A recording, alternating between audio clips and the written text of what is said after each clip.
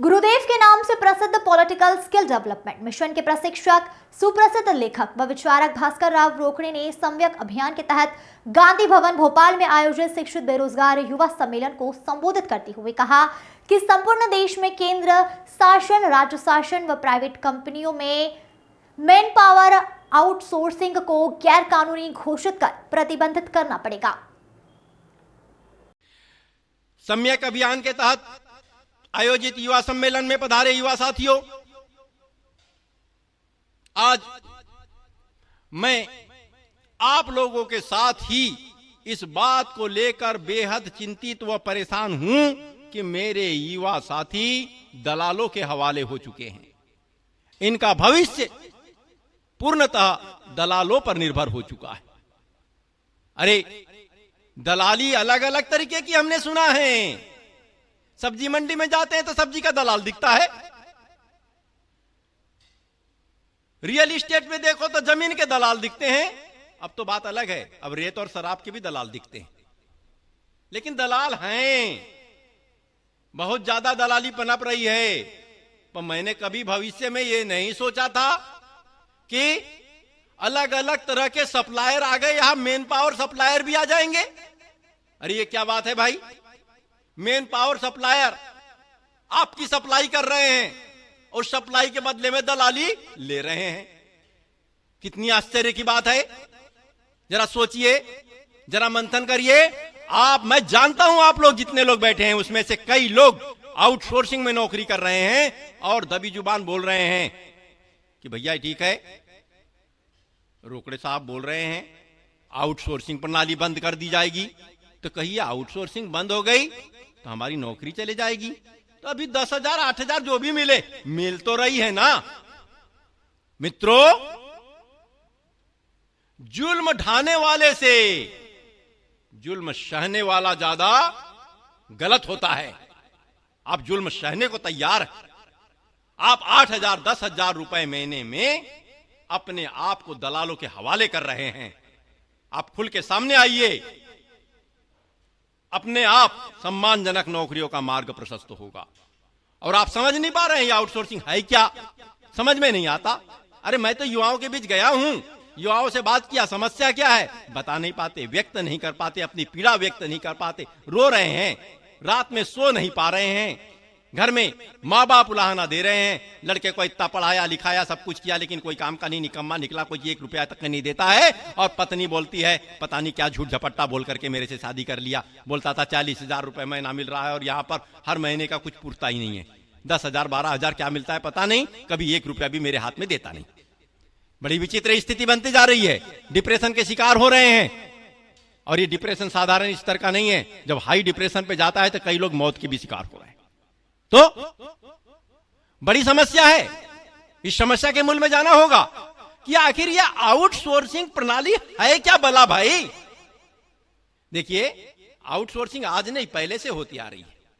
कोई भी एक कंपनी सारे के सारे काम नहीं कर सकती थी तो कोई एक विस्तृत टाइप का काम होता था वो दूसरे से करा लेते थे, उसको आउटसोर्सिंग बोलते थे। मकान बनाने का काम करने वाला वो खिड़की दरवाजे के काम नहीं करता था तो खिड़की दरवाजे के काम वाले के पास में गया, भैया आपको ये काम करना है, तो वो उसने आउटसोर्सिंग के तहत काम दे दिया। ये गलत नहीं था। तो इसके लिए क्या किया, लेकिन वो पंजीकृत नहीं होते थे आउटसोर्सिंग कंपनियां, तो उसके लिए पंजीकृत का सिस्टम हुआ कि जो नॉलेज प्रोवाइडर कंपनी होती है, जैसे मकान बनाना है, नक्शा बनाना है तो आर्किटेक्ट के पास जाना है, आर्किटेक्ट के पास जाएंगे तो आर्किटेक्ट नॉलेज प्रोवाइडर कंपनी हो गई, आर्किटेक्ट कंपनी वाली। या कोई उद्योग लगाना है, उद्योग की डिजाइन तैयार करना है, उसका स्ट्रक्चर तैयार करना है, उसका डिजाइन बनाने वाला, स्ट्रक्चर तैयार कराने वाला, ये क्या आउटसोर्सिंग कंपनी हुई, ये नॉलेज प्रोवाइडर कंपनी कहलाती थी। वैसा बीपीओ होता है। ये नॉलेज प्रोवाइडर कंपनी को केपीओ कहते हैं और बीपीओ मतलब बिजनेस प्रोवाइडर कंपनी। ये क्या होती है, कोई एक कंपनी जिस एक कार्य को करती है ये नियमित रूप से, उस कार्य के किसी एक अंश को, उस कार्य को करने के लिए उसके पास एक्सपर्ट कर्मचारी नहीं है, वो टेक्नोलॉजी नहीं है, तो किसी तीसरे व्यक्ति से उस काम को पूरा कराए, वो तीसरी जो कंपनी होती है उसको बीपीओ यानी बिजनेस प्रोसेस आउटसोर्सिंग कहा जाता है। यहां तक ठीक था, इसमें कोई दिक्कत नहीं थी। और इसमें एक और अच्छी चीज हो गई, जब बीपीओ और केपीओ के तहत रजिस्ट्रेशन हो गया तो बीपीओ और केपीओ में काम करने वाले कर्मचारियों के शोषण पर काफी हद तक विराम भी लगने लगा था। लेकिन आगे जाकर ये सन 2014 के बाद में 2016 के आसपास तो बहुत ज्यादा बढ़ गया। क्या हुआ? केपीओ के तहत रजिस्टर्ड कंपनी नॉलेज प्रोवाइडर कंपनियों ने कंसल्टेंसी कंपनी के रूप में काम करना शुरू कर दिया। और वो कंसल्टेंसी किसी कार्य विशेष, गुणवत्ता विशेष के लिए हो तो कोई गलत नहीं था, लेकिन उन्होंने मेन पावर के चयन करने के लिए उस प्लेटफॉर्म का उपयोग किया। और बीपीओ के तहत registered company main power supplier कंपनियां बनकर सामने आ गई। जैसे विद्युत मंडल में यदि इलेक्ट्रीशियन चाहिए, सुपरवाइजर चाहिए, सर्वेयर चाहिए, मीटर वाचक चाहिए, तो वे अब वैकेंसी नहीं निकालते, सीधे टेंडर निकालते हैं। और जिस बीपीओ का टेंडर पास होता है वह जाता है केपीओ के पास, कंसल्टेंसी कंपनी के पास, उनको बताता है भाई इस ग्रेड के इतने इतने कर्मचारी चाहिए। वो केपीओ वाले सारे युवा साथी, आप लोगों को पता होगा, आप लोगों के मोबाइल पर फोन आते रहते होंगे, और वो बताते हैं इस ग्रेड के इतने इतने कर्मचारी चाहिए। जब आप लोग आवेदन करते हैं तो आवेदन करने के बाद में बोलता है आपका काम हो जाएगा, मैसेज आता है। आप जाते हैं अपने डॉक्यूमेंट वगैरह लेकर के, बोले आपको इतना रुपए महीने का वेतन मिलेगा। काम कहाँ करना है? बिजली विभाग में। बड़ी खुशी, कहाँ मिला? बिजली विभाग में काम मिला भैया, कोई छोटी बात नहीं है, सरकारी है। लेकिन बोलता क्या है? वेतन कितना? 12,000।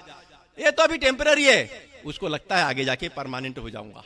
इस लालसा में वो करने के लिए पूरी तैयार हो जाता है। पर वो क्या बोलता है? आपको 12,000 रुपए महीना वेतन, नौकरी तो मिलेगी, वेतन तो मिलेगी 12,000 रुपए महीने की, लेकिन 3 महीने की वेतन की बराबर की राशि कंसल्टेंसी कंपनी को देनी पड़ेगी, तब जाके नौकरी लगेगी। अरे ये बड़ी विचित्र स्थिति। घर जाता है, माता पिता से बोलता है मेरे को 36,000 रुपए दो तब नौकरी लगेगी। किसी तरह से कर्ज करके वो 36,000 रुपए जमा करता है। जब नौकरी करने जाता है तो वो बीपीओ कंपनी 12,000 रुपए ना दे करके 2,000 रुपए महीने की काट करके कितना देती है? 10,000 रुपए महीना देती है। अब बताइए, बड़ी विचित्र स्थिति बनती है। अब माँ बाप को खुशी होती है मेरे लड़के को नौकरी लग गई, पक्की नौकरी लग गई, सरकारी नौकरी लग गई, वो शादी कर देते हैं। और शादी करने समय में वो झूठ बोलते हैं वेतन कितनी मिल रही है? 40,000 रुपए महीना। 40,000 के नाम से अच्छे परिवार की लड़की मिल जाती है, पढ़ी लिखी लड़की मिल जाती है, शादी हो जाती है, और शादी होने के बाद में फिर नई दूसरी किस्से शुरू हो जाते हैं। वो पत्नी बोलती है ऐसा कैसा वेतन इनको मिलता है? वेतन पूरा का पूरा माँ बाप को दे देते हैं, मेरे पर खर्च करते ही नहीं है। जब माँ बाप को ही पूरा पैसा देना तो काहे के लिए शादी किया मेरे से? इधर पत्नी के उलाहना शुरू, इधर माँ बाप बोलते हैं ये तो बीबी का गुलाम निकला, सारा का सारा पैसा अपने पत्नी पर खर्च कर देता है, माँ बाप का ध्यान तक नहीं आता। इधर माँ बाप का उलाहना। आखिर इतनी डिप्रेशन की स्थिति बन जाती है, एंजाइटी के शिकार हो जाते हैं युवा। क्या आखिर करे तो क्या करे, और असमय भिन्न भिन्न प्रकार की बीमारियों के शिकार होते जा रहे हैं। ये बड़ी विचित्र स्थिति है, ये साधारण बात नहीं है।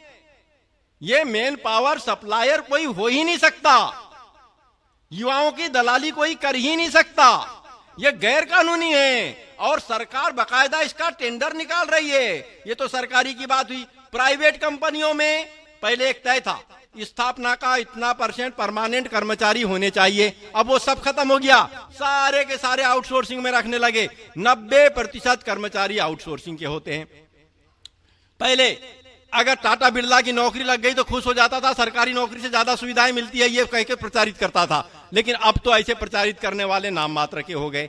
तो भारी शोषण हो रहा है मित्रों।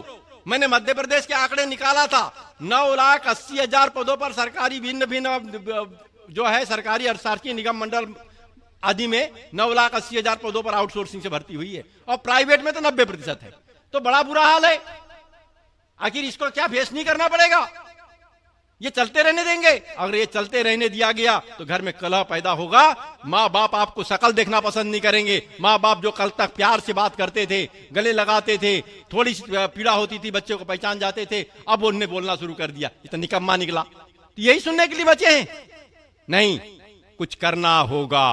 आउटसोर्सिंग प्रणाली से भर्ती प्रक्रिया को पूर्णतः प्रतिबंधित करना ही पड़ेगा, और ये कंसल्टेंसी के माध्यम से नियुक्ति की प्रक्रिया रोकनी पड़ेगी, चाहे सरकारी हो या प्राइवेट। आउटसोर्सिंग से भर्ती नहीं चलेगी, युवाओं की दलाली नहीं चलेगी। जब हमने विधानसभा चुनाव के पहले ये बात बोली थी तब प्रदेश के कई नेताओं ने इस बात को स्वीकार किया था, कांग्रेस के नेताओं ने भी स्वीकार किया था, लेकिन पता नहीं क्या कारण है कि उस समय किसी कारण से इसको केंद्र का मुद्दा बताते हुए नेताओं ने मुझे समझाया कि यह केंद्र का मुद्दा है।